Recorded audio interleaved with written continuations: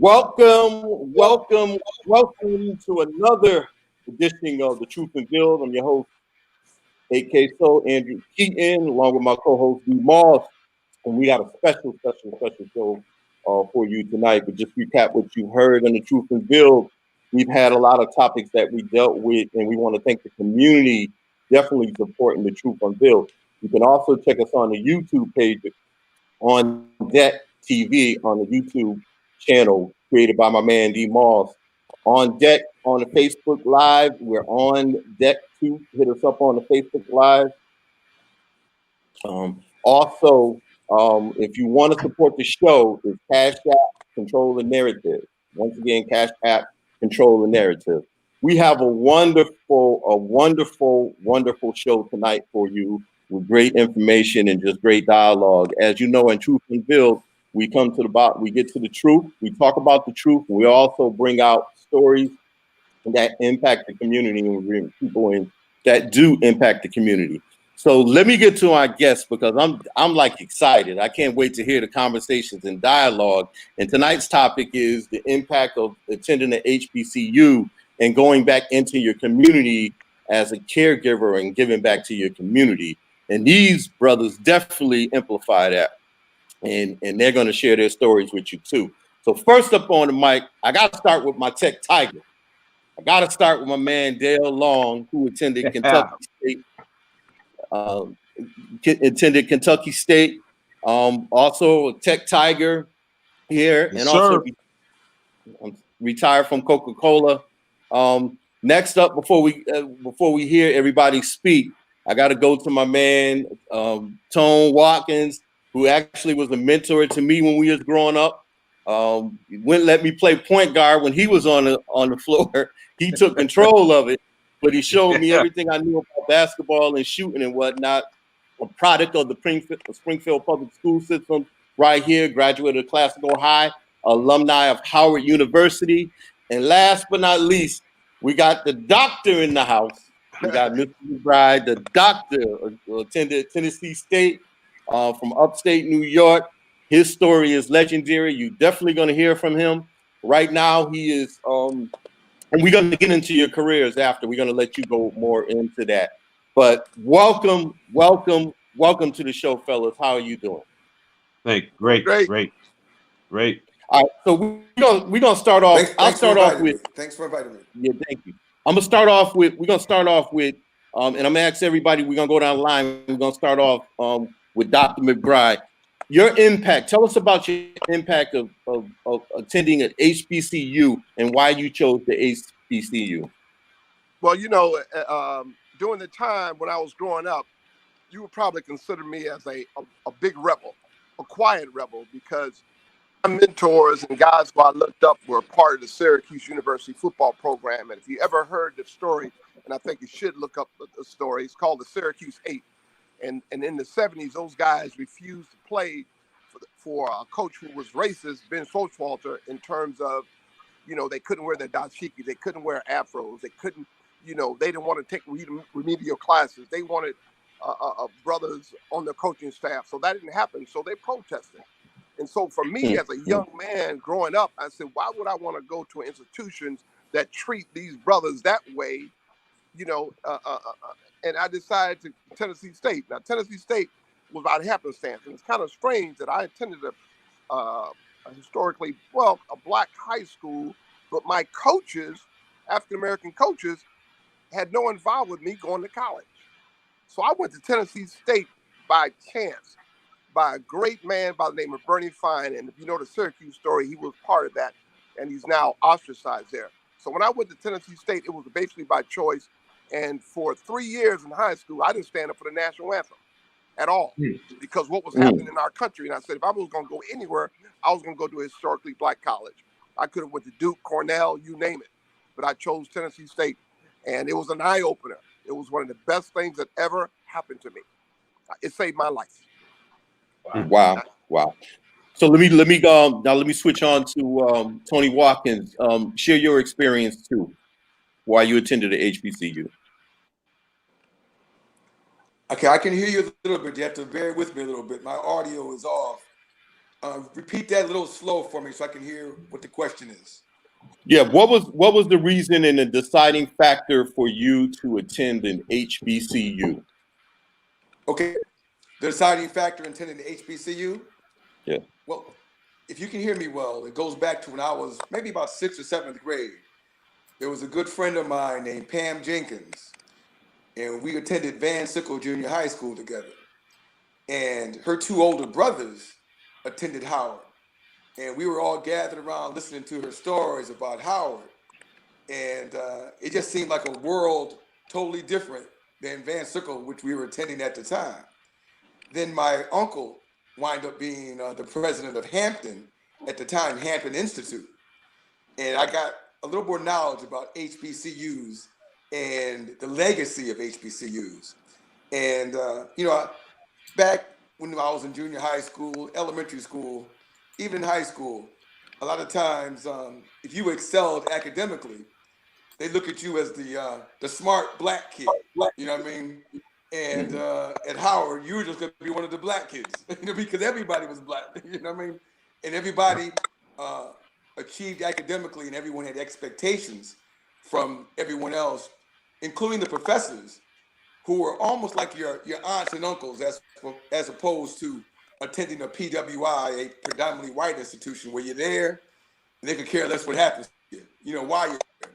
So I think the nurturing part, the excitement of going to a institution with folks that looked like me, who had aspirations like me, and then we had a legacy in Springfield ourselves. Guys like, I don't know if you, Mark Colton, Charlie Partridge, who's a woman. Actually, her mother and my grandmother were best friends, and she used to tell me about Howard. So I had all these stories about Howard. And when I decided to go, I knew that was a place for me. It wasn't even a second question. Right. And I knew to follow you, I know you had siblings too, to follow your footsteps and go to Howard too. So the question is posed to you also, Dale Long. What was your deciding factor in attending at HBCU? Well, it's almost like Tony. We both went to Van Sickle. I knew Mark Colton, he's a distant cousin, and my sister. My sister went to Howard with Duck Watkins. And just growing up, I knew that I either wanted to go to Grambling, Florida A&M, Southern. Those were the schools that we knew about, HBCUs. And I think it was just my destiny to go there. I would have gone to Howard if my sister didn't go there. I didn't want to follow in her footsteps. I wanted to pave my own way. But it was strange things that took me to Kentucky State. I was watching football game. We had 3 channels. It was Florida A&M and Kentucky State. I had never heard of Kentucky. Daniel Boone. That's all I knew. So then the following spring, you've got the National Track Championships. And at this year, Arizona had an awesome 4x4 100-meter relay team. They were nasty.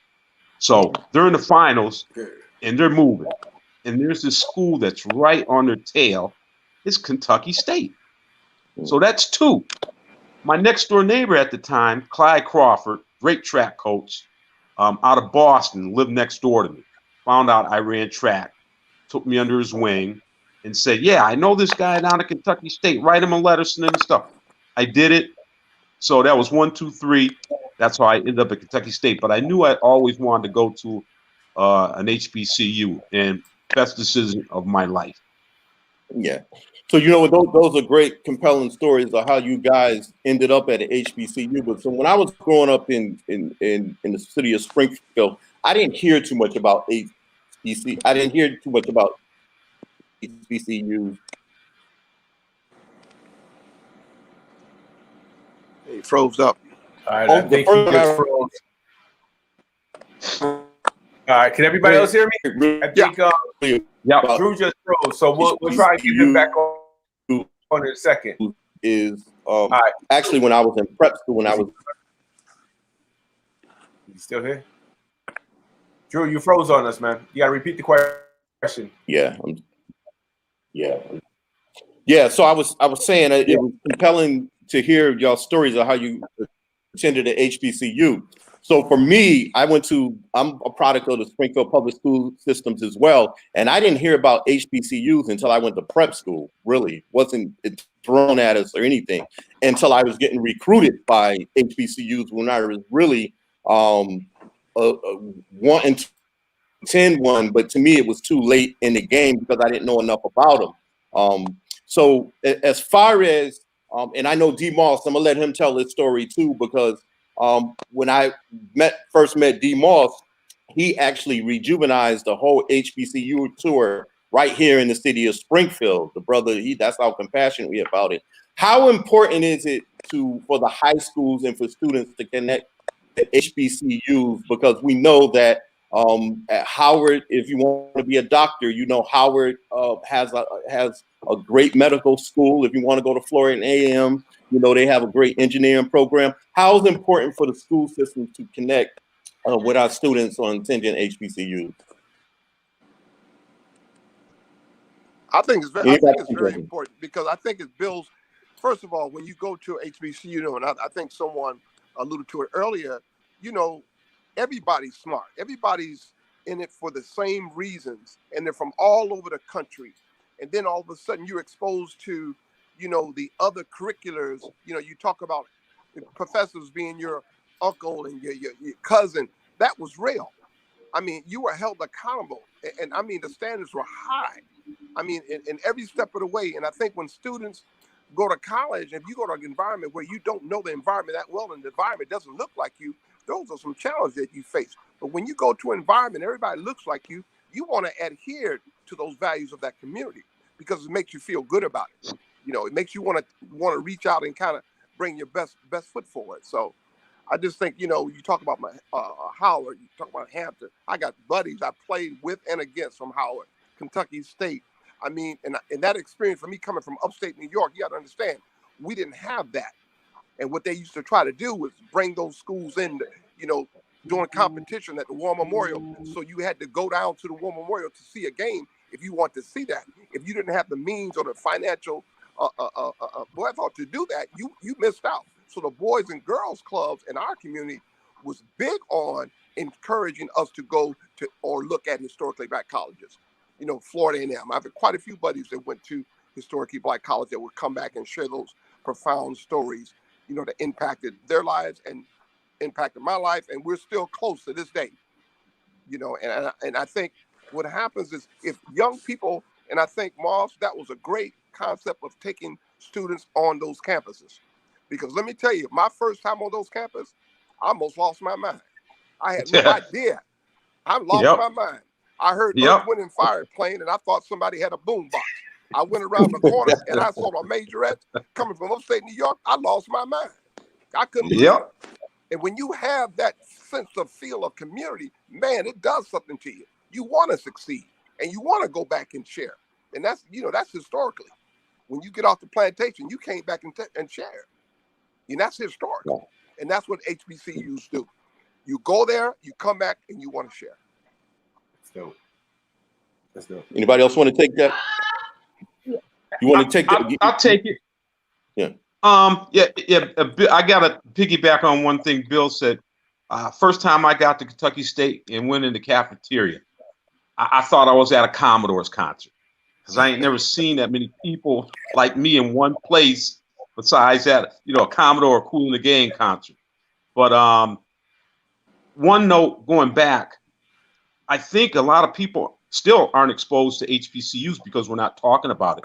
And I think some of the students nowadays still think it's a step down. Recently, a couple of weeks ago, I was talking to a friend of mine's daughter who was thinking about going to medical school.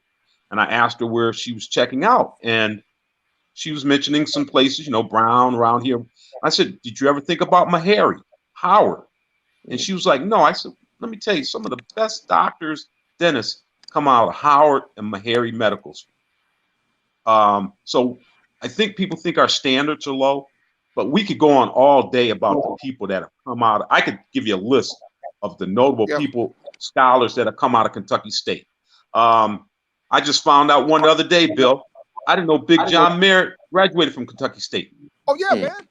You know, didn't know Big that. John Merritt. Yeah. Second cousin to you know. Oh yeah. And the connection, what Bill talked about also, I met Bill 5 years into my working up in Amherst. I used to deliver to his wife. I saw McBride, and I used to go up in there, get all cleaned up, and sister, boom, boom, boom. So maybe 3 years after that, I get a package from Bill at the college. I'm like, McBride, We started talking, and we knew the same brother. Yep. Through that connection. And that's how I got to know Bill, because he knew Daryl Smith, who was a good friend and frat brother of mine, and Daryl was a good friend of his down at TSU. So the connections you make are just going to be like a domino. You're connecting everywhere. Tony, I was in a football meeting a couple of weeks last year, and referees. So there's a white dude, right? He's got a hat that says with the H. I said, yo, man, what do you know about Howard? He said, oh, that's where I went to dental school. Okay, so we need to get that stigma of the HBCUs being a step down, because you're going to get nurtured, you're going to get more care, and you're going to be just as good an individual coming out with more than you went to a traditional school. That's what I feel. Yeah. You want to tackle that, Tony?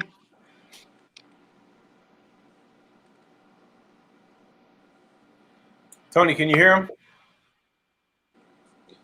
Okay. It's very, very little.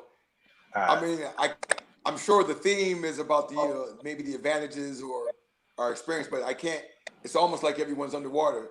I feel like that CNN reporter when they say we'll be back. Technical difficulties when they're on the hurricane watch.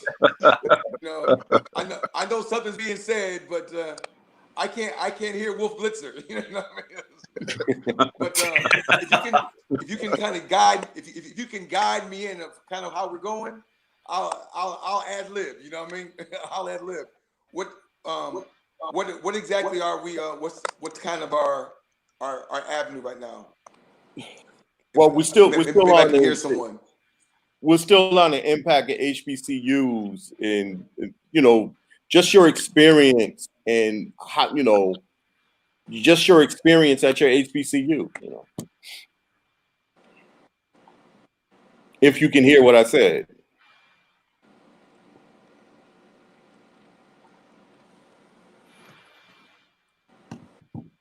Can you hear me? I know you can't hear Drew. He wants you to talk about your experiences attending a historically Black college or university. I think he froze. Yeah. He's frozen. He's frozen. Okay. Yeah, okay. So while he's coming up, I got a couple of questions. Since I attended a predominantly white institution. There are a number of myths about HBCUs that I believe this is something we need to talk about as we talk about getting our community back on track. People talk about the fact that historically Black colleges and universities are no longer necessary or relevant. Tell me why it is. Tell me why. I have a 17-year-old daughter who will be graduating next year. Tell me why it's absolutely critical that I make sure that she consider historically Black colleges and universities during her academic career. Well, I'm going to tackle that real quick. Last summer, on behalf of the NCAA, I went down to Atlanta and I met a brother, and we were talking about diversity and inclusion, because that's also part of my title. And we were just sitting around having a conversation like we're having right now. And he said to me, Billy McBride, if you don't share your experiences and why HBCUs are important, we're going to fight right now. I don't even know you. We're going to fight. So what happened, he invited me last summer to New Orleans and about accreditations of the importance of historically Black colleges. I spoke to over 400 participants about the importance of that and the importance of administrators and coaches taking that to their communities if they care about us as a people. You say you care about, your institutions. Well, I say communities in schools. Communities in schools to let our sons and daughters know the advantages of being around your own and being successful. I've been at Amherst College 30 years. I don't think if I went to any other institution, I would not been able to navigate Amherst College for 30 years without the support of an HBCU. Having professors that had confidence in my ability to succeed. Professors holding me accountable, not because of the color of my skin, because what I need to do for the next man. Okay. HBCUs wouldn't let me go back to Syracuse, New York, because they say where you live at ain't good for black people. You need to stay here. I didn't go home. I used to sleep in a dorm that was cold for 2 months until summer school started because of that type of intimacy, that type of learning. You know, Dale didn't tell you that Dale Smith is a dentist out of Meharry. So you know, it's just you gotta share it. And if they don't see it, if you don't take them on a tour, they won't know. Take them around campus, meet the professors, interact with students, because right now it's amazing what's happening in HBCUs. You can see it now with Deion Sanders going down to Jackson State. You know, put it where it is. Put it where it is. And so I think that's what I say, man. You know, we got to own it. We got to expose our children to the opportunities like our forefathers exposed us to, because that's why we're here. Absolutely. 20 years ago, this wasn't happening. So Hey, Daryl. Hey, Daryl. Yeah. Yes. To answer your question, with your daughter, we've seen what's going on in this country the last 4 years. Yep. I tell you, being amongst your own, provided a safe environment to study, to get your education, get your life education. I think that's probably been the most important thing and why we need to get our HBCU back up to where they used to be. Just for that sense of community and safety. You don't have to worry about dealing with BS racism. All I got to do is worried about my education and growing and developing as a young lady or a young man. I think about one of my professors who I just found out about too. His name is Gus T. Ridgel. Gus T. Ridgel was the first graduate student to graduate from the University of Missouri. We've known what's been happening in Missouri for the last couple of years. I couldn't imagine trying to get a degree, dealing with all that bull around me. I didn't have to deal with that. I didn't deal with any racism while I was at Kentucky State. Maybe some while you went into town, but all I had to worry about was taking care of myself and taking care of business, running track, doing my thing, and that's what I would say would be the most important thing right now. The safety, your community, freeing your mind up to take care of what you went to the university for. And you know, and you got to be honest too about other challenges that you know that our young the young women and young men face, because you are going into a you face from Massachusetts and you going to school in the South. There are going to be different challenges because where you are and where you're from. The expectations are when I went to Tennessee State, they thought everybody up north was rich. They thought Syracuse, New York was New York City. So, so you got, there's that learning curve about culture differences within our own community that we have to also address. Okay. No different than we're in Springfield or Amherst, whatever, and I think the more you can talk about that, because, my grandmother graduated from Alabama A&M. And she told me at 9 years old, and I'm speaking to daughters, she said, son, don't you ever forget, women are geniuses. If you nurture them the right way, they're geniuses. It's phenomenal. You look at what's happening at vice president, phenomenal, AKA, and so there's examples for our young brothers and sisters to see now, because they can't hide us anymore. You can't, they used to hide at HBCU because now you had no other option. But now we're in the forefront of everything. Right. Absolutely. Okay. So Tony, I'm sorry. Can you see Tony? Can you see the question on the screen? Oh, smart brother, Moss. Smart brother, Moss, loving it. Can you see the question?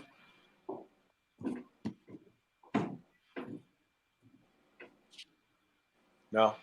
Wow, I can. Tony, can you hear me? A little bit. Look at the question on the screen. I don't think you can hear me at all now. I don't think we can. Yeah. All right. But wow. So let's talk about the HBCUs. We talk about the relevance, because first of all, there's a couple of things. it's not a household conversation anymore. When I was in high school, HBC, even though I didn't go to one, my brothers did. But it wasn't exactly a household conversation. What do we need to do to make this a household conversation? I think when we talk about, what's happening in our community, we look at the social ills, but at the same time, we look at the level of empowerment. We have to take into consideration, what do we do with our kids? We direct them to HBCUs. Why is it relevant that we have this conversation as a form of empowerment? I know you guys have said a lot, but talk about the academic capacities of HBCUs.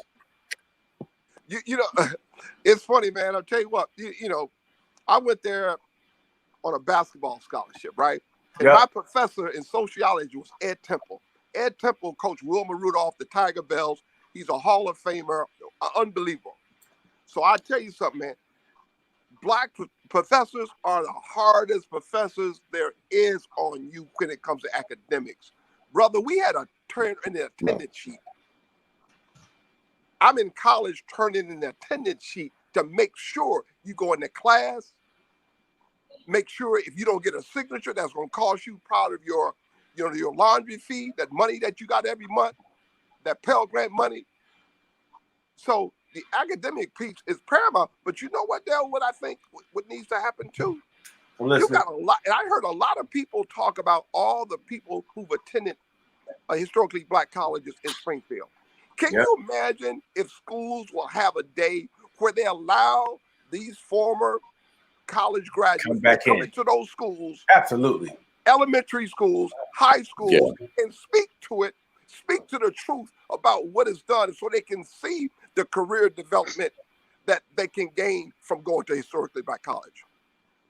Let them see it. And I think that will be a powerful mechanism when you start them young, elementary school. Because, show and tell, right? All it is show and tell. Community in schools. Yeah, absolutely. And you know what, that's a great point, because that actually is steered the whole purpose of this whole conversation.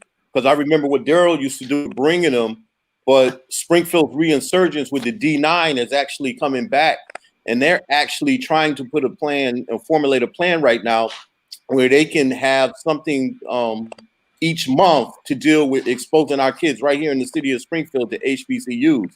So that's exactly why we're trying to do a 2 or 3 part to this program right here, that what we're doing, because we want to talk about them. And on that note, with the H, like Daryl's asked about the academic piece, and I want to get back a little bit to why you went to, and why you two, with the racism, because you guys are a little bit older than us, and there was a lot of racism where you come from, as well as Springfield. Like, what is the impact? How were your professors encouraging you to get involved in the struggles? Did they talk about people like the Greensboro Four and all the activists that come back? Were you aware of all of that? Did they encourage you to get involved? I'll take that. Andrew, I'd say no. I got to Kentucky State in '76, and they were just about teaching you. We found a lot of that through our studies. We learned a lot about marches. We were aware of that, but I think my professors were like, no. I was a business major, so it was more business. I think we were maybe sheltered from that because, we were our city and ourselves. So I tell you, I didn't experience a lot of racism when I was there. And my professors, depending on what they were teaching, you had a history professor, you might have come across a lot of that in our history studies. But I don't think during that time period they were really talking about. They knew we had to go in another direction, and we have to be prepared to go out into that world. So it was about, we're going to teach you what you need to know. The other stuff you're going to have to find out on your own. And that's a fact of life. I grew so much from my freshman year to my senior year. I grew as a man. Wasn't a total man when I graduated, but it helped my process to get me to that point. And I think that was probably the most important thing at that time for me. And the academics were no joke. It wasn't easy. And I think a lot of kids now, think once again that an HBCU is a step down. I think another thing about our area that we don't have one close by. I've got many friends in Kentucky. Their kids are going to Kentucky State because they're from Lexington, Louisville, Cincinnati, Detroit. So they know about it. They went to a homecoming. D. Moss, I take it you went to a couple of homecomings. Oh yeah, I did. Okay. Okay. All right. North Carolina Central, Howard, Hampton. But Take it to a homecoming. So I think just we don't have an HBCU close by where kids could just go 25 minutes and hang out and get to see the atmosphere. Kind of hinders our youth in this area about going to an HBCU.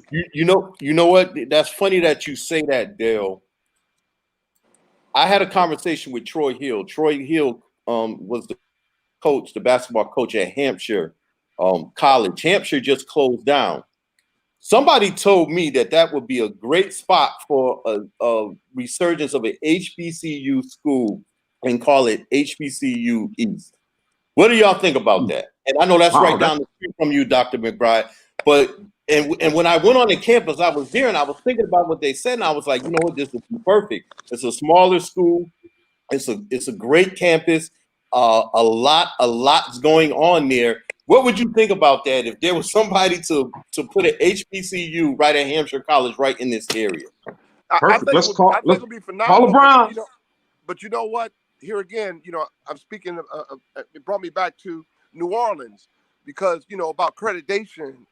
About money. It takes money to run, especially nowadays. You got to have the funds. You got the right people. You got to have the right leadership within the structure of the institution. So there's a lot of moving parts. On the surface, yes, it'll be phenomenal. But here again, we boil down to economics and money. And I want to just fall back onto the race piece. When I went to Tennessee State in '74, Coach Gillum, and you probably know his son, Joey Gillum, who's on the front of the Sports Illustrated and, took Terry Bradshaw's job. And Pittsburgh wasn't ready for a black man at quarterback at that time. Right. Okay. And so here's a man that constantly knew where I grew up wasn't good for me because of the racial issues. We talked about it a lot. He talked about it a lot with me until his dying day. He talked a lot about me, even at Amherst. Yearly, Billy, you got to assume they're racist till they prove you're different. And I'm like, Coach, that's a powerful statement. But basically, this man was sharing me his struggle, okay? Enlightening me about his struggle, how far we have come, but how far we still have to go in terms of race relations. And we see it now, okay? And it's real. And I even said to one of my white colleagues, I said, I just tell how racism works, right? So my coach is author of 4 books. So he sent a flyer out to my colleagues at Amherst College with these 4 books on a flyer. And I said, Coach, you didn't do that. He named everybody that I was working with, okay? I went to approach those gentlemen and they said, oh yeah, we didn't want to bother you because you were so busy doing something else. You know what my coach told me? He said, and excuse me what I'm about to say, he always say shit. He said, shit, I just want to let them know where you come from. What I'm saying? And then I made the mistake of telling him this headmaster said I was a born teacher. Here again, shit, he ain't telling you nothing I didn't know. So the powerful of having somebody mentoring you for a lifetime like that, you don't find that at white institutions, PWI. You just don't. Right. And you might find a relationship, but you don't find that impactfulness from an HBCU. I had, if you know Golden Tate that plays with the Giants, his grandmother was my professor. She said, Billy, I'm going to tell you right now, I know you're going to go up there and make it in that league. Boy, don't you go up there and marry no damn white girl now. I mean, so you had abundance of take ownership on who you are. Don't lose sight of who you are.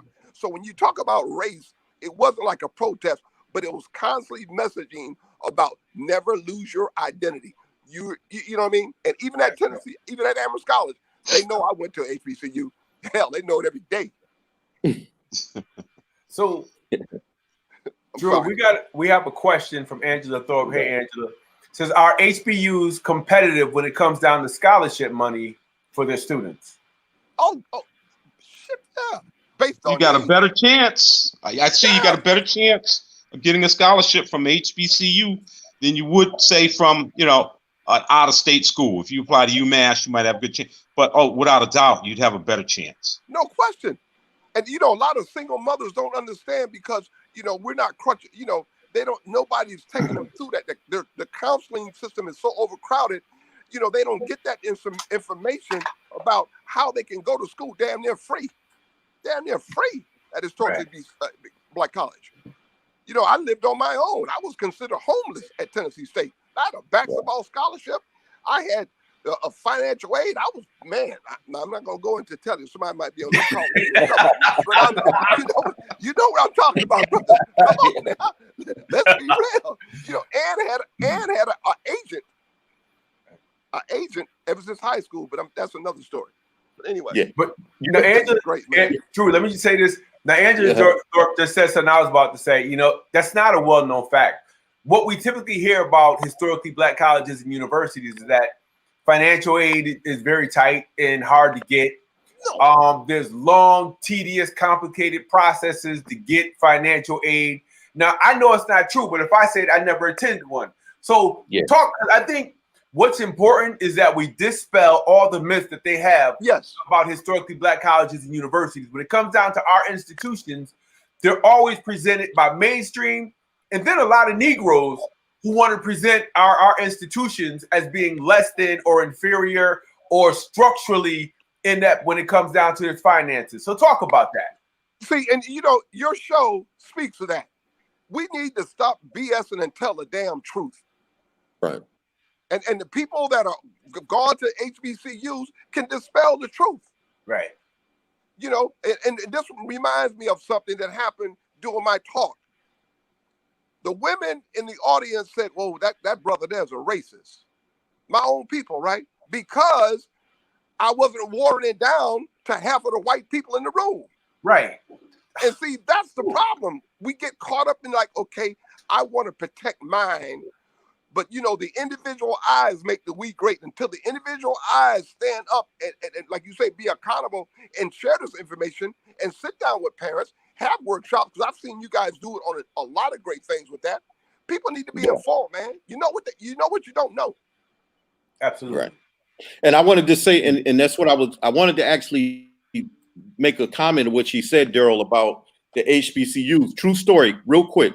My oldest was at the Eisenberg School at UMass, one of the great schools, wasn't doing too good. At the end of the semester, we marched her down to North Carolina Central. They said it was too expensive when we walked in the door. There's no lie. 2 hours in there with financial aid. She damn near was going to school for free. After her, some parents was telling her that would be a wasted drive. You went and sat down there, and I literally seen financial aid director deducting a whole bunch of stuff. Oh, okay, this, you can deduct this, you can deduct this, and basically went to school at North Carolina Central just by driving down there. That same day visit, damn near for free. So there is opportunities if we take advantage of them. But just like heard about, a lot of times we're discouraging them before we even get on track to even get into the door. Andrew, we can't hear you. You're going in and out, brother. So, that's what I was trying to tell you. You're going in and out. I just wanted to bring that up. We didn't hear all of it. So you're saying you took them down, the financial aid officer worked with them, got to the point where it was extremely affordable. Am I correct? I think he just froze. Yeah. Okay. All right. So you want? Is there something that you want to add? We and Bill went to school at a different time. Free, and not only that, she got an RA job within a 2 hour visit. Yeah.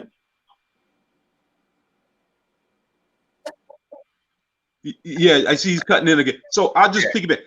We went to school at a different time. I look at what a student would have to pay to go to school now. I mean, it's crazy. I think I left Kentucky State owing $1,200. And if I was smart, I would have paid that off with the BOG refunds. Used to get every year, Bill, $1,400 BOG. Oh my God! So we brother. got money in our pocket, and life was pretty good because it wasn't nearly as expensive as it is now. But I still think the HBCUs are less than, attending, say, University of Wisconsin or University of Michigan, Amherst College, or Williams College. So you're going to get just as good an education, if not better, at a lower cost. It's probably the value is probably even more because when you walk into the classroom, no one is the expectations are through the ceiling and not down to the basement floor. So your professors, the administrators, they're looking at you as if you're a scholar in their eyes. You're not a black student coming in on affirmative action. So people need to understand to get the best buck for your dollar. You want to go to where people see your children as being potential scholars, leaders, and not just students there to regurgitate information. From my understanding, I didn't go there. My brothers attended. I just had a niece graduate from Spelman, a niece and a nephew from Clark. So it's kind of like when they talk about their experiences in contrast to my son, who also went to a predominantly white school, they had a heck of an experience, which leads me to my next question. There's this myth that HBCUs are nothing more than party schools, and fraternities run the yard more so than the professors and administrators. Talk about that. No. Okay, School I played. Well, the Kappas did run the yard. Now I don't want to say nothing. I played football and basketball, but I'm gonna tell you what really I enjoyed about Tennessee State. Everybody wanted to be a part of something. Whether you in the science club, engineering club, Ohio club, in the band, majorette, I mean, it was a community of everybody had, I want to use this word, you were able to express your personal uniqueness as a black person amongst your own. And everybody was unique in their own way. Yes, we had a good time, but if you're an athlete, man, you didn't go to the parties. You had curfew. Right. I mean, so I had never heard the band live until I went back for homecoming after I retired from pro football. So no, man. and I used to hear it, and I used to dread. If you wanted to see the band, you got to go get practice. You couldn't go to that practice because hell, you were practicing. So we have a good time now. But no, man, it was about developing your personal uniqueness and having a good time. People from Chicago, they were, a brother, I think I told him I did salsa. He's still busting my tail. Like, man, come on, man. You got to do the Chicago hustle, that damn salsa stuff. I mean, so it's just a pride thing, man. So basically, like HBCUs are like any other college. There's a balance. Thank you. There's social development, and then there's the recreational, there's the social, and then there's the academic piece. You have to have exactly. Like they say, UMass is a party school, but people take care of business. I mean, I had the best years of my life there. I tell young people, enjoy it, best years. But I took care of business. I ran track. I hit the books, and I partied. And when I pledged Kappa Alpha Psi, I became a big dog on campus. I partied even more. But I took care of business. So, we did have a couple. We had a couple of clubs on there. Phi Beta Sigma. That was a good club. Iota Phi Theta was some good clubs and stuff like that. But they good brothers. I just dig at you, Andrew. but we did have our problems now. Football players didn't like the Kappas. Kappa didn't like the Qs. I mean, it was tension all the time. But social hierarchy. Even to the point as football players, the offense didn't like the defense. We didn't get along until Saturday. So it was all these everybody was taking ownership of their identity, pride. Right. Everybody took ownership. When the graduation list was posted in the post office, oh man, it's like remember when back in the day, if you're gonna get cut, they put your name outside the door and they used to write it down. You can't do that anymore, right? So when they were about graduation, so everybody wanted to be a part of that graduating experience, man. It was unbelievable. Yep. Wow. Now, Robert Jones says he read a story before that LSU produced the most NFL players, but however, there was an HBCU that produced the most NFL players. HBCUs were destroying predominantly white institutions in sports and debates. wasn't Grambling one of the largest producers of Stop right there. I'm gonna tell you right now. I'm a Tennessee State guy. Come on. OJ Simpson and I, when we was in training camp, we used to argue. Tennessee State had the most players drafted in the first day of a draft in the history of the draft. That's one day. In the most first rounders. Wow. But I tell you what, I think OJ would argue with me because OJ would say, well, Billy, 10 of the guys I played with won in the first round. I said, I don't care about that. You talk about the number of players drafted. Just look at it. And just maybe 4 or 5 years ago at the Titan Stadium, we had an induction of almost 150 brothers who were actually at the stadium who played in the NFL and the CFL. So wow. you know, we all try to take ownership of that. I thought Grambling probably sent the most in the NFL over the history. Because when you look back at the 60s and the 70s, most of the NFL black players were out of historically black universities. Yeah. Florida A&M, Southern, Grambling. You look at them all, the Richardsons, the Jeffersons. And then when they realized our potential to make money, then we became important to them. And that's why I think it's important for us to go back and bring our schools back up to where they used to be, because we couldn't go to the University of Alabama, the University of Missouri. They didn't want us, but now they want us because we're economically beneficial for them. So they still don't want us. Exactly. They still don't want us. That's what I'm saying. Go ahead, Billy. Is there anybody that collects Ebony magazine? Because let me tell you, if you go back to 68, 69, 70, 71, 72, remember the Ebony magazine? Yeah. The Ebony magazine, they used to have, and I'm going to tell you why they did it. They used to have 38 rounds of draft choices, and 90% of those rounds were black brothers from black colleges, and they would have them in the Ebony magazine. It went from 38 to 24 to 12 to where it is now, because they wanted to control the narrative and control the sweat equity of black men. Right. Absolutely. I remember, that's funny that you say that. I remember that too. And also to piggyback, Tennessee State basketball ain't too shoddy too, because they got a lot of NBA players too. Matter of fact, whoa, stop the clock. Stop the clock. You talk about stop the clock. You go back. You check out Jet Magazine. The #1 HBCU, Kentucky State University. Yeah. Jet Magazine, #1 every year. About 12 NCAA championship. Travis Grant, Billy Ray Bates. Yeah. So Kentucky State was HBCU. basketball. I'm gonna tell you this now, and I'm gonna get you on this one, brother. Last year, in the 2019 Hall of Fame induction class, Dick Barnett. Now, see, this is how racism plays. This plays hard. John McClendon was the last living link to John Naismith.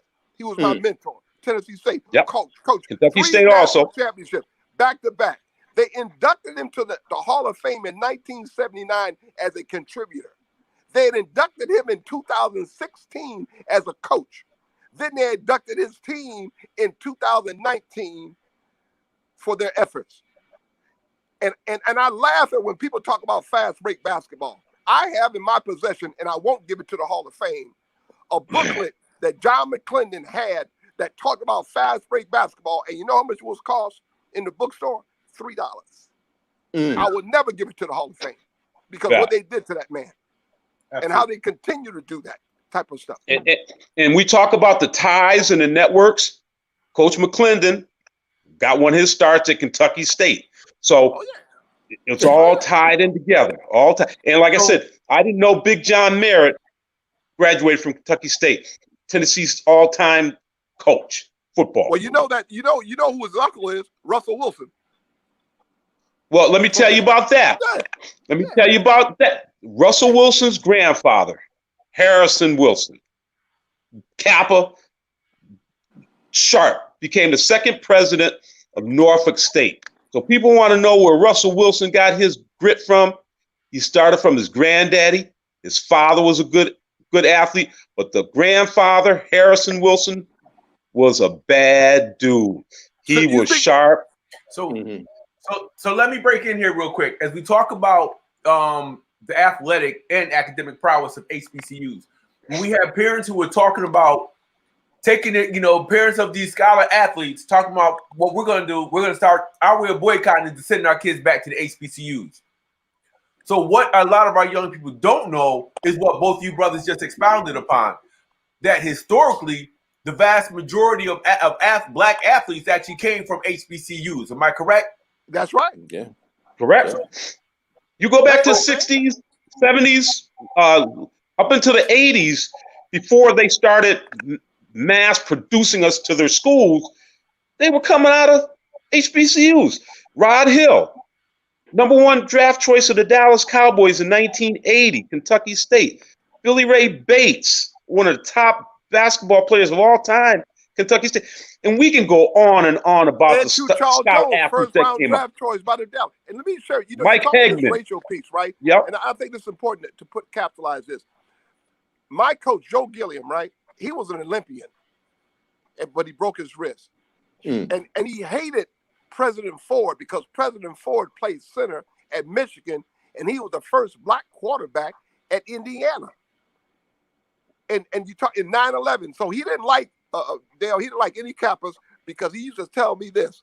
He said, "If you pledge, I'm gonna cut you." He said, "If you pledge Kappa, I'm gonna cut you, McBride." And I said, "Why, coach?" He says, how you going?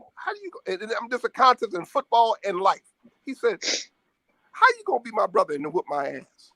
You can't be my brother and whip my ass." But then also he was like this. So remember I told you about the 150 brothers that they honored at the Titan Stadium? I told him about that. You know what he told me? He said, "Shit, I disagree." I said, "Why, coach?" He said, "How they gonna honor you and not the man next to you that looks like you?" See, and the one thing about the historically black college, those isms and sayings, oh man, they are profound. I say them to this day. Wow. My white athletes say them to this day, and they don't know they're coming from a black man. So let me ask another question from the sidelines. Rob Jones says, do you think historically black colleges and universities are losing some of their identity by opening up for everybody and diluting some black essence of their curriculum by adopting European constructs? And the fact that I'm gonna add this part in, that on a number of the historically black colleges and universities, their student population is almost to the point where it's 50%, 60% white, Asian, and other. So let's talk about that for a second. Yeah, Tennessee State has always been on that track. I think the University of in Knoxville, Tennessee, we have a downtown school there. And I actually played in the early 70s with white boys on the football and basketball team. There were very few of them, but they were in the community because they felt they grew up with other African Americans in their community, so they felt compelled that they could go to historically black college. But I agree with you wholeheartedly. For example, Nashville is just the capital of Tennessee. So, I just think Tennessee State's heading that direction. I would say in 10 years from now, I do believe Tennessee State will actually lose a lot of that. And I think a lot of alums are concerned about that. But here again is the bottom line, money. And people are taking advantage of the fact that they're saying, well, we're helping socioeconomic deprived students of color. Well, let's make it affordable for everybody. And when you do that, you open up the opportunities for everybody. Absolutely. Yep. Exactly. Because, even when I was there were a lot of white students. And actually, they say Kentucky State, if you go there during the daytime, you would never know it's an HBCU. You come after 5 o'clock, then you got the traditional. But it's Kentucky State, it's a state-supported school. So I know they were putting a lot of mandates. You have to have so many students before you get that money. Right. So, and the white students realize, well, hey, they got good programs. I get a good education here for the cheap. Right. Let me do it. So dilute it, but they know what they're doing. It's a fiscal necessity. So it goes back to our folks, for those of us who can afford to donate dollars, whether we went to HBCUs or not. I think it's critical that we start reinvesting in those HBCUs. Yes. For those that are still predominantly black and independently run, if there are still any that still are, we need to support those institutions. We can't complain about the dilution on one side and then not contribute fiscally or financially on the other side. I agree. Yep. Very true. And also, as you talk about that, there's also the myth. I know with the Black College Tour up here over the years, we've had people say, well, you know, I want to send my kids to a white institution because they need to learn how to interact with everyone. So they won't send them to an HBCU. And it's just kind of like, I don't know if you've been paying attention, but, you know, the schools are heavily integrated. They're probably the only integrated institution Right. at this point. Right. So I'll let you guys expound upon that. Well, put it this way. Yes. I did that in high school. You know, back when I was in high school, the ratio was probably 70-30. So I'd been going to school with white individuals since I was in 3rd grade. I went to Tapley for the first few years, which was totally, I'd say 70-30. And I got bussed out to North Branch, which became 80-20. Van Sickle, I thought was 70-30. Technical High, I thought was probably 70-30. So I got all my education with dealing with white individuals up until that point. So I think that's a crutch. How are they going to learn to deal? You don't live in an all-black city. You know, I went to school with people from Atlanta who went to all-black high schools. So we can't say that here for Springfield because we know what the ratios are. So they can't use that as a crutch. I don't like that. That would upset me if somebody said that. But you know what? It goes back to, it's partly our responsibility to make sure that our families, that Black families, are getting the information that they need.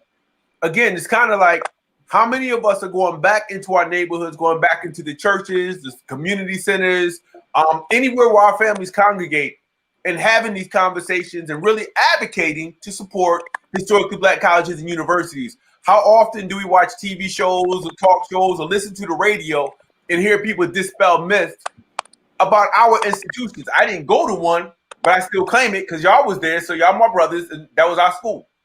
You know what? I'm going to add something back to what you said earlier about, you know, going to a historically Black college and not being able to succeed in a diverse world.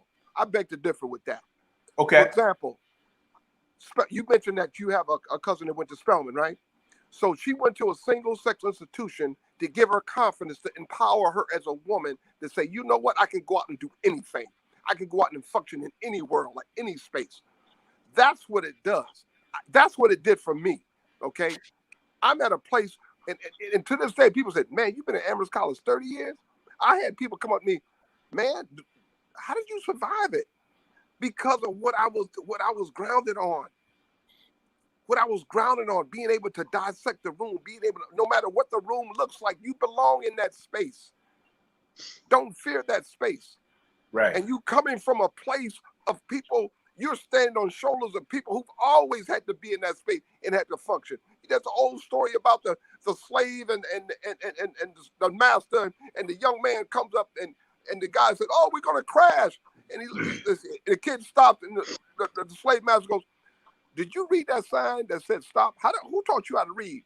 He said, no, that was the octagon. He said, what's the octagon? We can function, man. We can do it. We've always had that innate ability to survive no matter what. We are survivors. And I think by sending your son or daughter to an HBCU, you're going to have to learn how to survive. And let me tell you about the other part of it. Now, I'm coming from New York, right? My first year at Tennessee State, they stole everything I owned. I come back from class, all my shit gone. I sat on the edge of the bed, and I didn't say what next because of my environment that I came from in Syracuse, New York. I wasn't going back home to nothing. I had to make a choice in that moment. They say imperfect people have perfect moments to make those decisions. And I tell you what, at an HBCU, you're going to constantly make decisions. Hell, they used to serve chitlins in the dining hall. I'm like, chitlins? Man, I ain't eat that nasty shit. I mean, you got to make some choices. I think HBCUs allow you to pull from so many directions. And man, when you walk across that stage and finish up, I remember Dr. Humphreys, who's a world-renowned president at Florida A&M across the country. He flat out said, because I wouldn't go march because I have no family. But when I looked around and looked at all those people in the audience after I marched, man, it was the best decision I ever made. To see all those white people with cap and gowns on saying, you know what? Welcome to the real world, because we're going to do this. Okay. Let's bring light to the world. Mm-hmm. So let me say this too, and it's kind of, I mean, we kind of touched on it a little bit too. If you look at the Western Mass area, and you look at really from, I mean, a lot of people in New York go to HBCUs. HBCUs are not really pushed like they are down south. Like Daryl's mentioned, he had brothers to go. I had multiple cousins went to Norfolk State and all the HBCUs, because the HBCUs go into the schools down south. I know that for a fact. And they have college fairs. We don't really do that up here. And you know why we don't do it up here? Yeah. Because you don't have the principles. Like, I met with Ingram before he left, and I kind of talked about that with him. You know, and Greg Goodwin.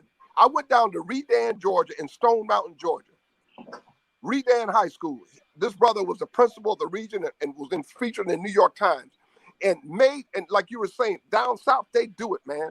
Yeah. The fraternities and sororities, they're in these schools. I spent 8 hours in a school, going from classroom to classroom, talking about, you know, Amherst College, this and that. But they had a sense of having choices, man. Give our students and our scholars, like Dale said, opportunities. Give a scholar an opportunity to make a choice. When we don't give our young people a chance to make a choice, then they get stuck. We have to be a community in the school system, especially the ones who, we gotta be. You gotta be, and it can happen. And you know what? What's crazy is it's not even just the school system. I'm sure back in your day, my day, the direction didn't always come from the school system. No. When I know I grew up in a little all white, 99.5% white Meriden, Connecticut, and let me tell you, I learned more about the HBCUs in the community. We didn't learn anything about black schools at the high schools. So it's kind of like, so I dig what you're saying about the schools, but I think, again, we have responsibility to utilize any existing resource in the community to make sure that we're educating our families. Yeah. Again, I think that goes back to us. Somebody on the side asked the question about the graduating percentages of HBCUs, if you guys were familiar with that. Someone else asked, how many historically black colleges and universities still exist? To answer that question, there are 99 historically black colleges and universities in the United States. Yeah, there was 107, and then there's like 3 that lost their accreditation. Right. But somebody just got theirs back, though, Bill. I heard. I can't remember who it is. Right. Somebody just got theirs back. Yeah. I think it was Morris Brown. It's some Morris Brown just got there. It might have been Morris Brown. Yep. Okay, and then the graduating. We got an opportunity here, dear. You brought up something. We take our kids to the black college tours. Mm-hmm. When all this passes, maybe we need to reach to the black colleges to come up in here and do a fair for a couple of days. Come up here. And with the new pandemic rules, with everything being virtual, even this conversation, generally, we would have had a dinner and dialogue at AIC or somewhere. We'd have you guys sitting on a panel in the auditorium with about 200 people. So right. There's no reason why we can't have virtual fairs for historically black colleges and universities. That's and right. Back in my early time when I arrived here in Amherst, and the first school I went to, and I told the people I worked at Amherst College, I said, I want to go to the community because the community represents me. And they said, why? I said, why not? I said, this is why you hired me. And so they were taken back that I wanted to be involved. And I remember the former athletic director, and this was a problem too when you have in your system, former athletic director, and we got together and we talked, and this white guy said to me, well, why do you care about black folks in Springfield? You don't live here. I said, that's a problem. And, really? and Ingram made him take me to the Uno's to have a dinner. I was supposed to go on and film with him, and I refused because I said, I'm not the one, brother. I'm not the one. Well, you work at Amherst College? I said, yeah, but I went to this school. And so when I walked around the Chestnut, they had banners of Smith, Mount Holyoke, and I even said to the person, why there's no black colleges banners up here? I said, I went to Tennessee State. I work at Amherst College. Why there's no black banners? And so when you got to call the people who are in the role of those leadership to task, but if you don't get involved, like you were saying, you got to get involved, man. I didn't know anybody in Springfield. I made a point to come to this community, and I've spoken to all the schools. And then the white boy had the nerve to say, well, let me send a letter to all the principals. So he did that. And you know what happened? He gets one back from Steve Mahoney, goes, oh, Billy's been on the Renaissance board for 5 years.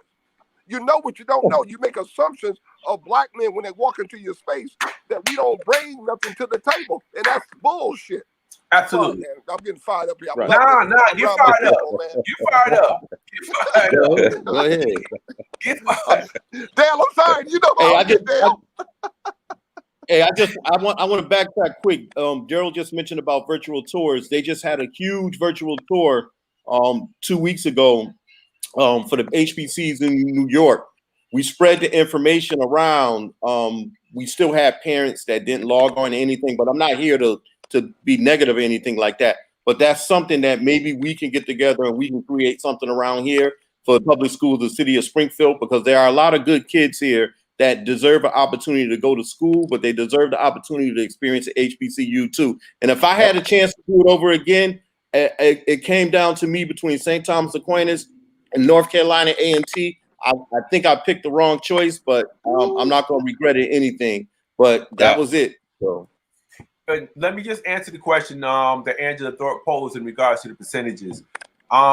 Despite the lower shares of blacks attending historically black colleges and universities, HBCUs still account for a fair number of college degrees earned by black students. About 27,000 bachelor's degrees were awarded to black HBCU students in 2015, making up 15% of all bachelor's degrees earned by blacks across the country.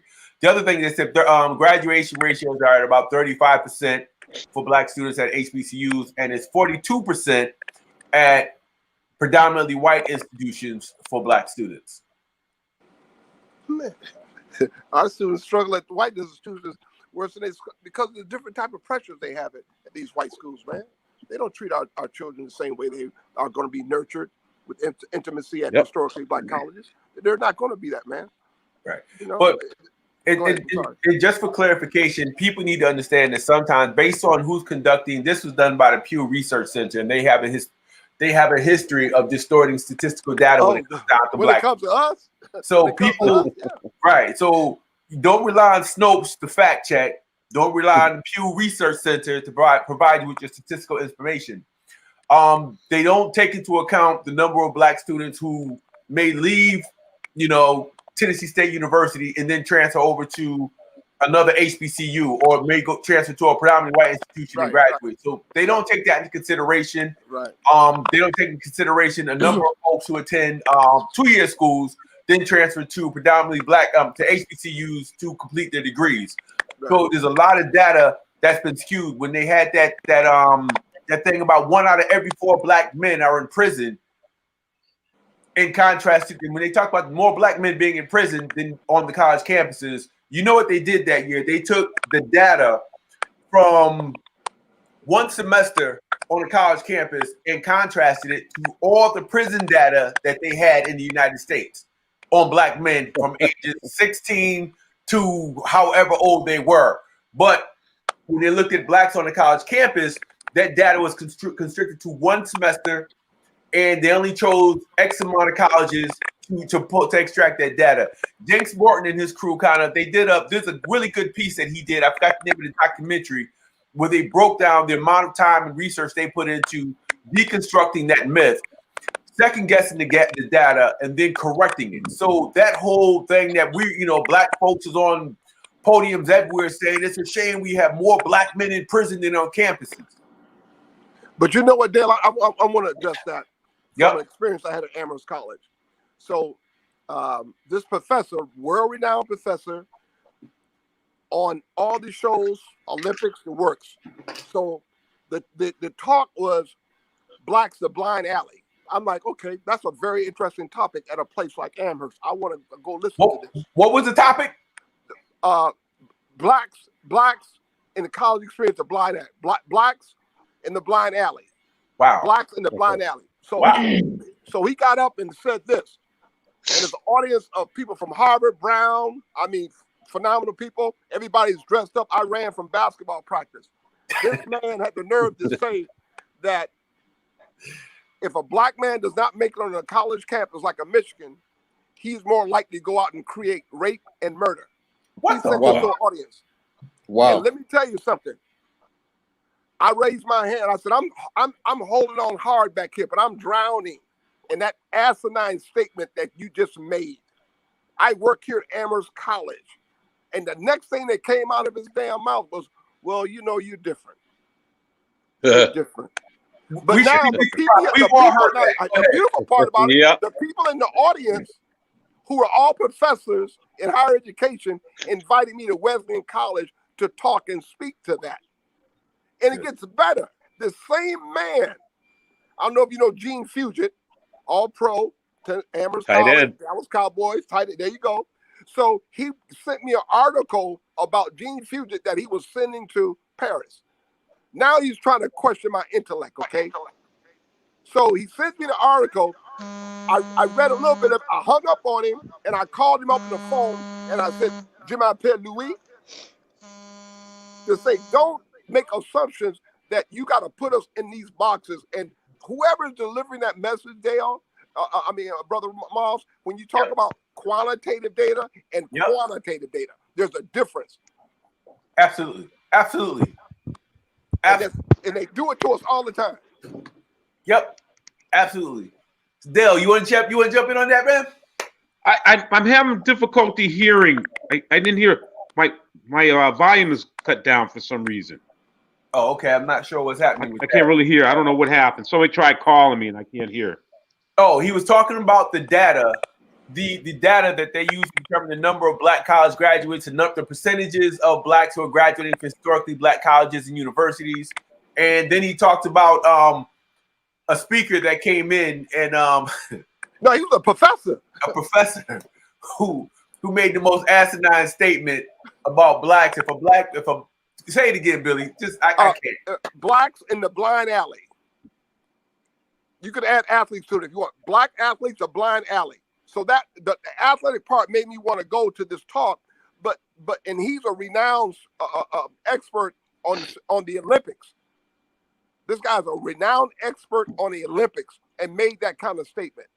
No different than another brother who made a statement, and I called him out at UMass, and that's Harry Edwards, because he talked about the 1968 Olympics, but he neglected to talk about historically black colleges.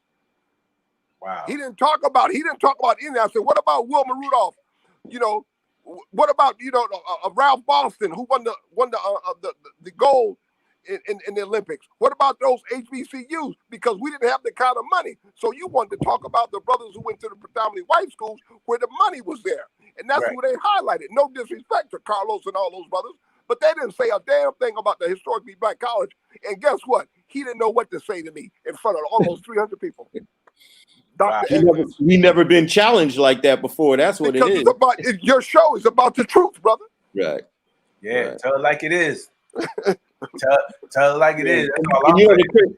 the crazy thing too is that when we watched that film, the one that Daryl's talking about, Jinx Morton, and when I used to work at the state, when we used to hear that narrative all the time about there's more black men in the state here in Massachusetts in prison than there is jail, which is a lie. There's only 18 facilities in this jail, which 12 are incarcerated, with almost 100 and something plus colleges in Massachusetts where we know black males attend. So like you're saying, unless we correct them or we there or we, changing what they're saying about us, they're going to always say that. But it's good that you stood out and we can stay out and contradict them because we know what's true and we know what's right, though. So I really appreciate that. The dark side is how many Dr. McBrides do we have out there who are willing to challenge people? Right.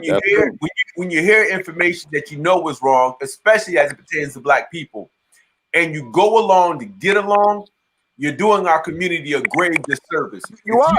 Challenge them. I used to tell kids when I used to go speak at my old high school, it's like, look, you want to disrupt the class? Raise your hand, challenge your teacher, challenge your professor, ask an intelligent question and make them work for it. If they say something that's completely disparaging towards our community, if you're not challenging them, then you're not really learning. Right. So whether you're in an academic environment or if you're in a professional setting, okay, it got me terminated. But I'm just saying, you gotta challenge people to stop this stuff. We can't just let them say, well, that's how they do. Yo, that they gotta be challenged. So brother, I applaud you. I wish I had been there when you spoke up. That's all I'm gonna say. I enjoy that stuff. Yeah, man.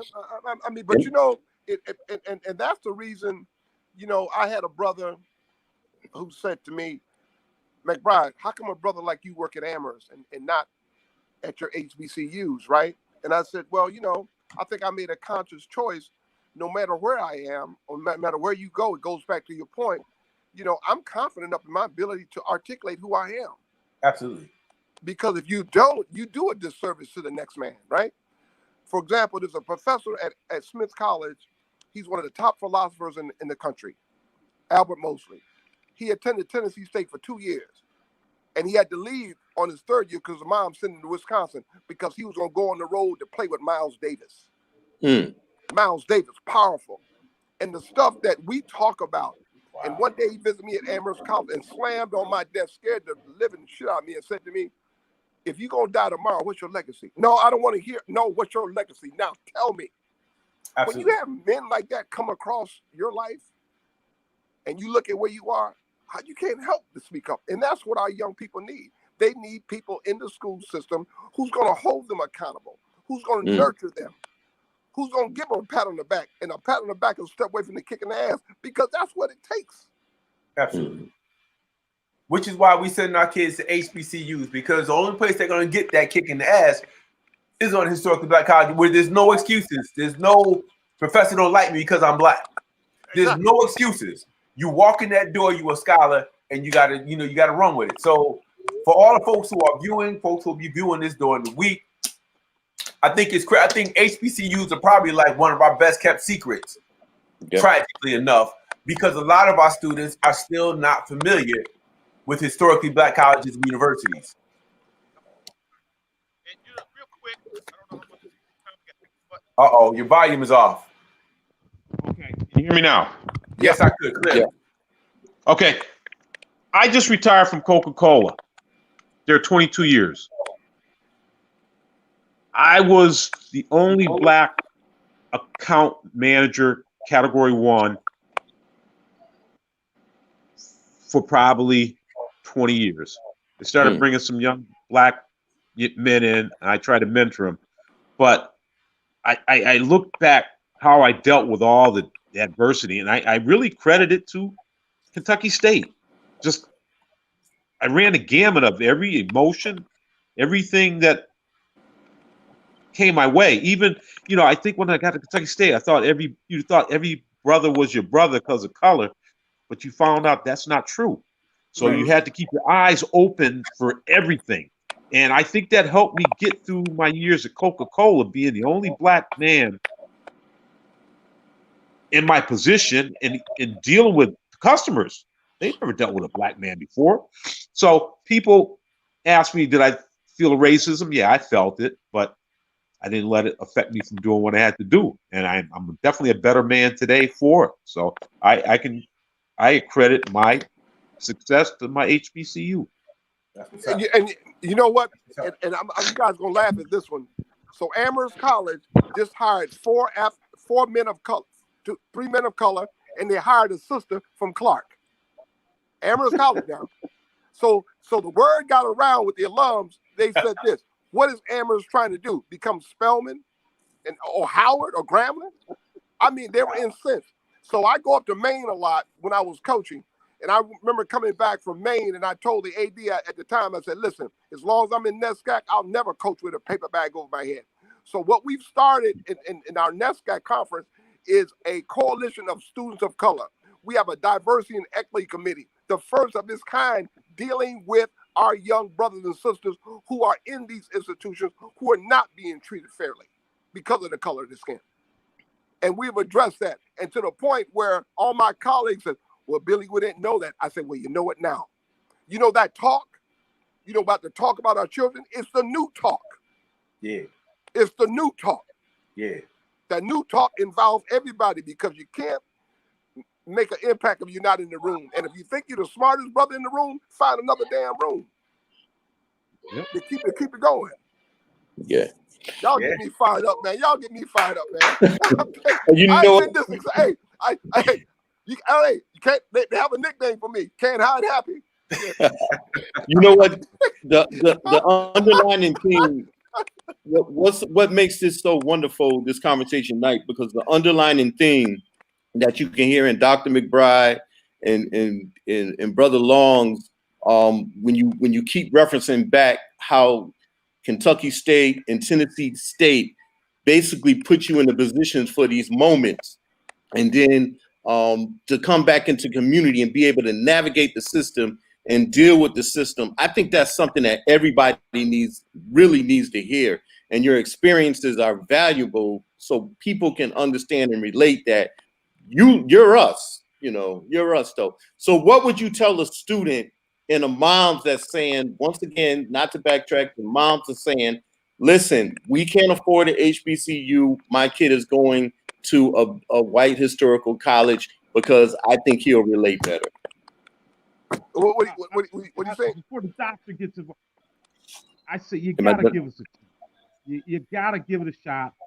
At least visit, get the feel for it.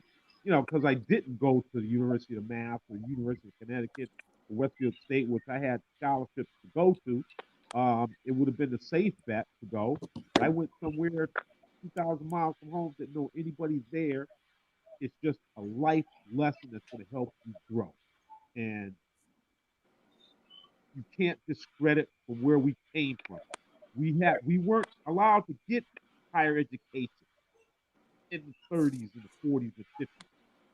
HBCUs gave us that opportunity. You got to at least try to give back. Yeah, Dale, I can't hear you, man. Oh, okay. I think I'm having problems with my volume. They're not hear you. Okay. Yeah, you a lot better. So you know what I would say to that gentleman when you talk to that when I would talk to the moms, and especially at Amherst, and I've learned that at the Tennessee State, is that you got to empower them, right? And I think we all have a story, and I say this: race is a story of experiences, and there's nothing like a unique experience amongst your own, which will be challenging, heartfelt, but in the end rewarding, because you're going to realize this, and you realize this because we talk about the process, right? Trying to get these young mothers to understand there's an opportunity at the HBCU. Well, the process and the results are very, very interconnected, because at the end of the day, you understand who deserves the results when you take on the process of taking on the challenges that you wouldn't expect because it represents you. We have always have this inherent doubt of what we represent when we represent each other. Black-owned businesses, frequent somebody that owns something. There's always that little doubt. Where did that come from? And we got to dismiss that. Where did that come from? Because it influences how people think. HBCUs, back then, it wasn't a conversation. You were going to an HBCU back in the 40s and the 50s.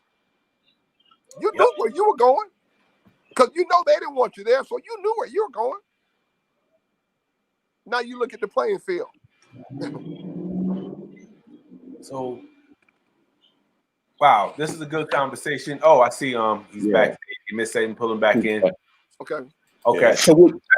So for anybody, I guess moving forward, they say today, whereas the nation's HBCUs make up only 3% of America's colleges and universities, people need to pay attention. They produce almost 20% of all African-American graduates and 25% of African-American graduates in the STEM fields of science, technology, engineering, and mathematics. 3% of the academic institutions in the country, yet they produce 20% of all the African-American graduates in the country. Wow. 25% of the African-American graduates in the STEM fields of science, technology, engineering, and math are graduating from historically Black colleges and universities. So when people talk about the significance of these institutions, outsized impact, low cost, that's really the best buy in education. When you talk about meeting the needs of low-income, first-generation students, I don't think it gets better than an HBCU. So there's just so many things that people need to take into consideration when you talk about campus climate, environmental conditions, in terms of how people develop a sense of self-awareness, cultural awareness, analytical skills, navigating processes. When I talk to people who graduated from predominantly white institutions, we don't have those same conversations about our experiences. No. Right. When the brother says, I went to Kentucky State, and that helped me to navigate the process. And, you know, how long was that career? 30 years? Yeah. 20? 30. Yo, so 30 for Bill. Yep. you can still look back on the skill sets that you learned. I don't know. I just got to get up my soapbox for a minute. I didn't go, but I think if I had, I probably would handle situations much, much differently. So kudos to everybody who has. And I'm going to go to the sideline. If you guys want to comment, go for it. You know what I would like to say, that, you know, I'm listening. This is something that we should instill in all those parents and all those students who are looking at historically Black colleges. Absolutely. Go to the archives.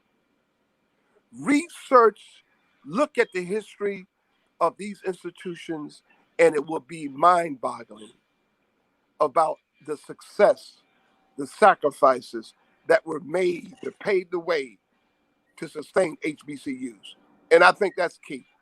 The more you know about these institutions, the better understanding you will have. And then when you have somebody in the school system kind of articulate what you've already researched, that's a good combination to have. Absolutely.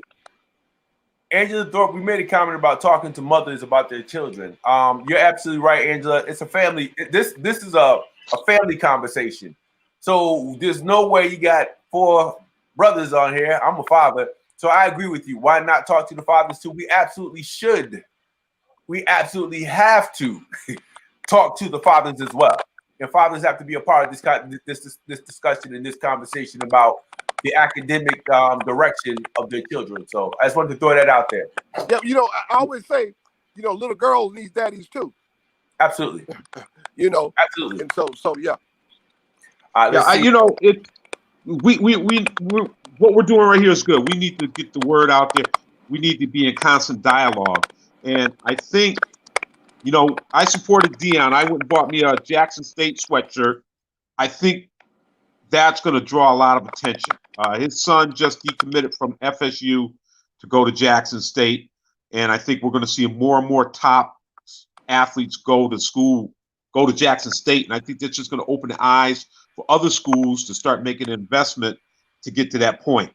Because athletics do bring money in and awareness. And just like the basketball gentleman, I guess he was going to go to Howard.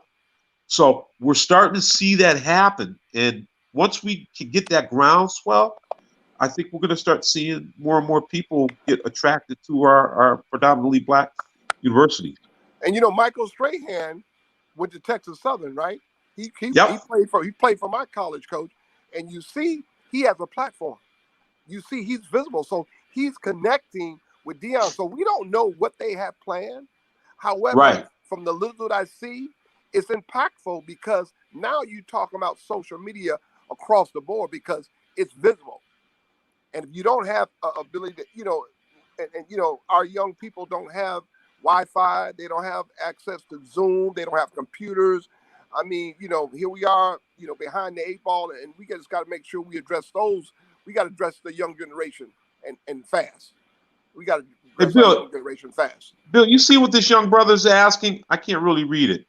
I'll read it. Lindsey Brown said, "What's up, Billy?" Who? Lindsey Brown said, "Do you think athletics?" He said, "Do you think athletics negatively contributed to the overall enrollment of Black people attending HBCUs? When those athletes started switching, when those Black athletes started leaving HBCUs and going to predominantly white institutions, do you think that impacted the overall enrollment of Black people attending HBCUs?" Yes. You said yes? Because I tell you what happens. When you have historically Black colleges, sometimes when you don't have an opportunity to go into a home and sit down with a family to evaluate the character of an individual, and then sometimes you realize that character was not what you needed in your program, and it kind of affects, it's like that domino effect, that one paintbrush paints the whole picture, but that's not the case. And you find a lot of Division I athletes who leave predominantly white institutions because of some tragic flaw in their life, and they bring that luggage to that Black institution because they think Okay, I was a star here. I'm gonna be a superstar here, but I bring that bad character with me too. And so a lot of times when you take chances like that historically by colleges, yes, that type of stuff negatively impacts enrollment at Black institutions. Okay. Because of that type of thing. You know what I mean? Because that's happening. Daryl, could you read? I see Brother Joe Page up there. Could you read Joe that? Page. It's very small. Absolutely. Joe Page says, can you brothers dispel the myth about connections for jobs and careers that occur by going to HBCUs? I think that's huge. I want to hear that. What you mean, man? That's a powerful connection, man. Talk about that. Because I know, going to Tennessee State, and I remember being hired. How about this one? Because right now in this country, we got this diversity inclusion stuff, right? It's powerful. Yep. But hell, we just put that name out there. But that's been the whole ball game. So now people are reluctant. So Division I white schools, they're like, no, let's not go to junior colleges.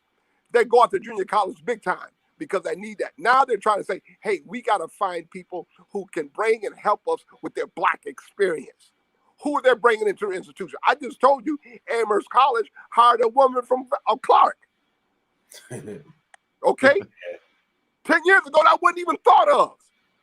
And matter of fact, she wasn't even thought of going to a place like Amherst College. So yes, you can make those connections.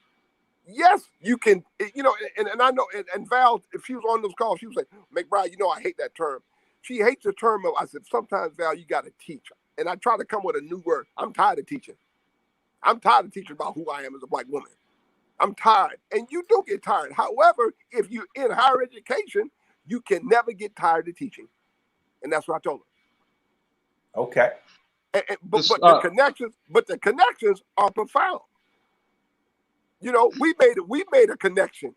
Right. Now she knows somebody. It's a domino effect. Now all of her friends are like, how did you get there? So when we're in these spaces, we create opportunities for each other. We can't create opportunities for each other if we're not in these spaces where the revenue dollar is a little bit more.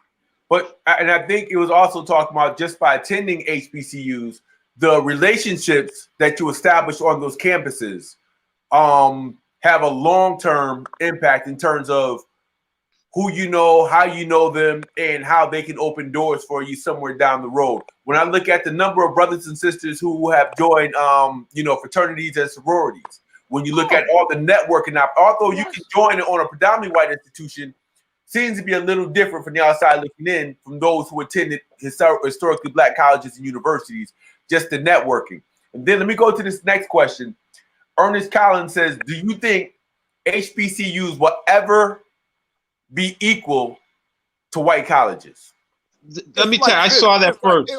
Bill, let me jump in here before you get talking. Go ahead. It's all about endowments. Those schools, they're getting money.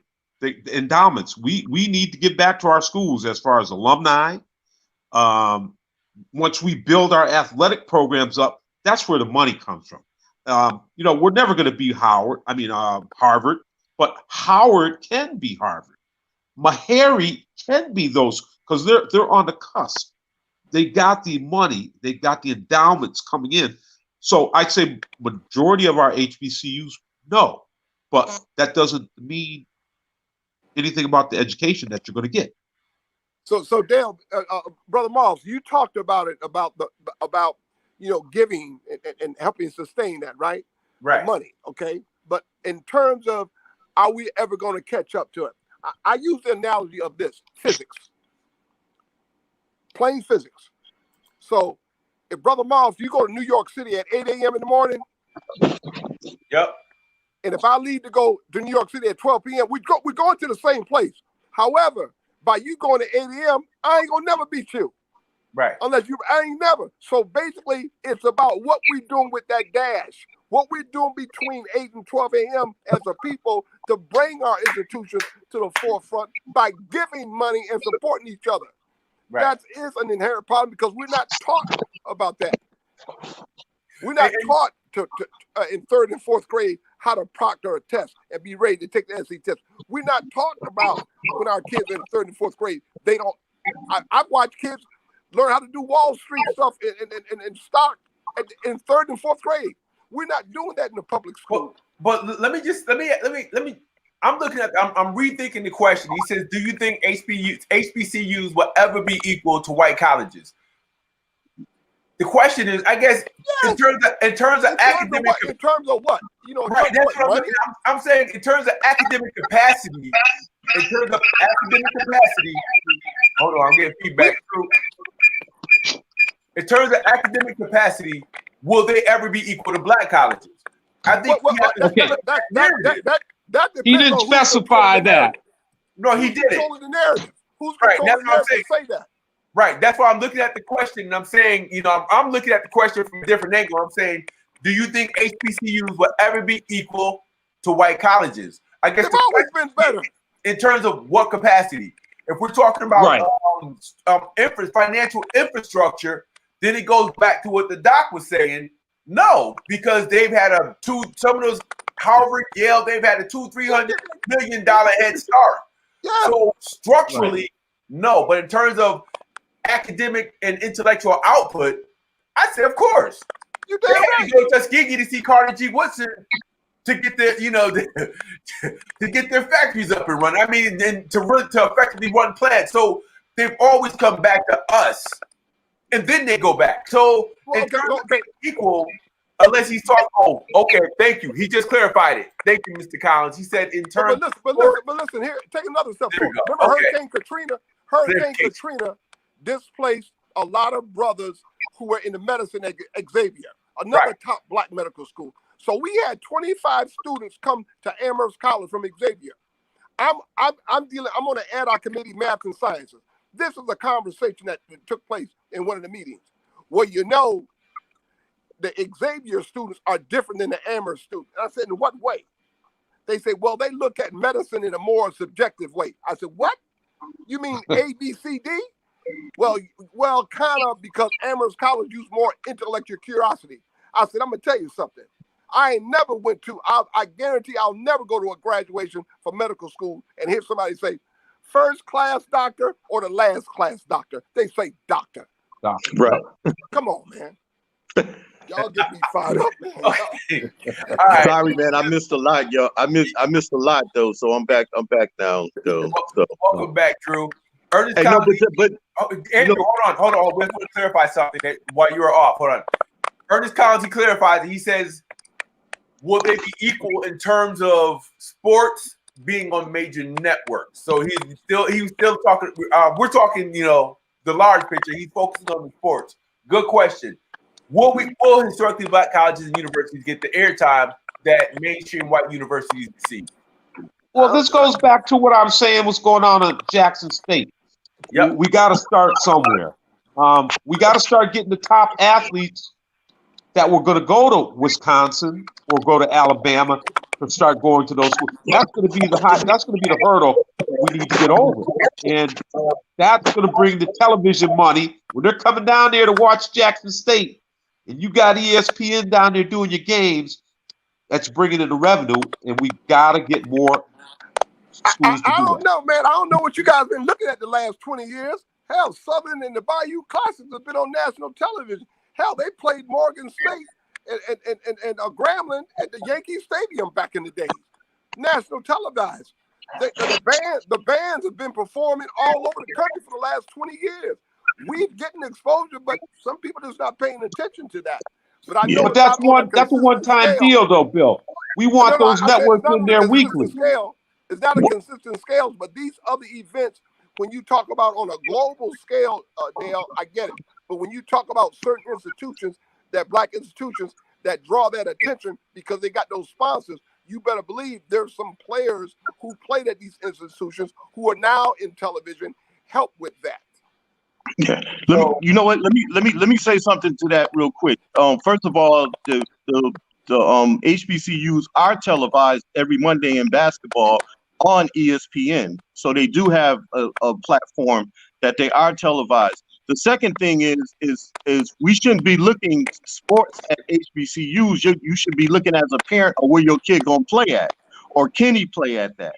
Sometimes the HBCUs might be a better option than him going to like a Duke or wherever he's going in it. we should be looking at what's the best opportunity for your kid than being on TV all day, because most of the kids around here can't play at that level anyway. So I'm about to say that. it has to make sense. I'm just going there, but it has to make sense for your kid. And like I said, that's the bottom line. You got to be realistic of where he can play at. But Drew, on a micro level, you're absolutely correct. If I'm a parent, I should be looking at my child's future. What's the possibility of him actually going pro, as opposed to him getting a good education and then getting a secure position. Macro level, we're looking at long-term financial sustainability of these institutions. Those sports dollars, look at UConn. They made hundreds of millions. So I'm thinking about in terms of these HBCUs getting equal time. When I look at some of these predominantly white universities, their entire starting lineup for basketball all black. Their football teams are predominantly black. I think white people love winning. They love to see us compete no matter what. I think if our schools are competitive, I think we make those dollars. But I think at the same time, as we're talking about HBCUs, my question to myself is, why am I dragging that white elephant into a conversation that we should be having about supporting our historically black colleges and universities? I particularly don't care what white people think. Well, and that's what I agree with you. We spend $1.7 trillion annually on garbage when we should be redirecting our funds to support our existing institutions. And that's where I agree with you, D. I agree with you 100%. I agree with you on that. It shouldn't even be in the conversation. I agree with you.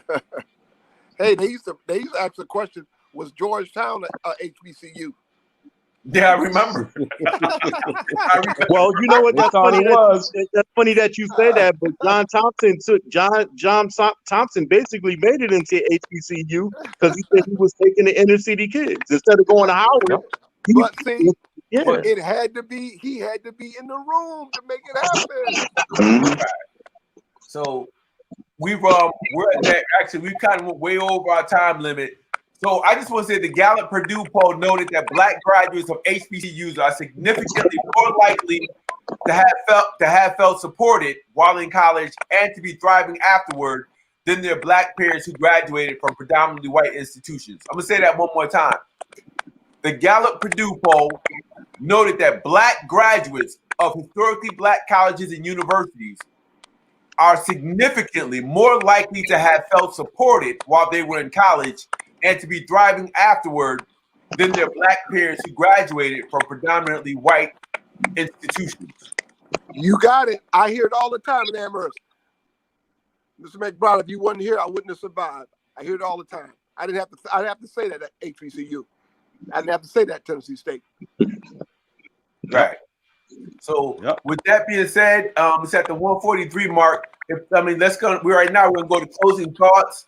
Dale, I'm gonna start with you. Closing thoughts, HBCUs, and how we need to get our folks reacclimated to the importance of historical black colleges and universities. Like I said, once again, before it was the only place where we could get a higher education, and we can't forget that. We're still being nurtured till this day. We're still growing to this day. We just have to redirect dialogue like we're having here to get it out there and to have our kids, hey, think about it. Okay, you're thinking about going to Brown. You're thinking about going to Bryant. Think about Howard. Think about Alabama State. Think about it. Look into it, and then make your decision from there. But we need it. It's important. We need to support it. Thank you. When I think about that statement, and I think about love of self, we compromise on strategy too much, and we shouldn't on principle. And I think when you find out who you are as an individual, and here again, we're all imperfect people, but we have perfect moments. And I think attending the HBCU will let you find that personal uniqueness in you, because you are unique. And when you're amongst your own, you feel unique, and you feel that you can have a good opportunity to grow into your crown with not that many disruptions, because you attended institutions where you look like them and they look like you. Absolutely. Yeah. All right, Drew. Yeah, just listen, man. Great show tonight. This is part one. We're gonna come with the ladies next week. And then the following week, we're going to bring you guys back. We're going to have everybody back at the panel, and we're going to continue this conversation. So wonderful, wonderful conversations. I appreciate you, Doctor. I appreciate you, Mr. Long. And we're going to get more into a little bit more of your background and stuff, because we didn't get into a lot of that, but we're going to get a lot into it. So thank you for the opportunity. D-Moss, as always, thanks for the opportunity and the platform, and let's roll. All right. Hey, All right, brother. guys, thank you for letting me anchor my voice, man. I know I get long-winded, but like I said, can't hide happy, baby. Needs to be heard. Hey, Dr. Bride, you can't go nowhere else and swear anyway, right? So this is the I know. I didn't mean to, man, but y'all brought out the joy, man. I thought I could have said amen. I could have said amen. All right, everybody. It's a wrap. Thank you, people. Okay, guys. Hey, Take care. Take care, my brother.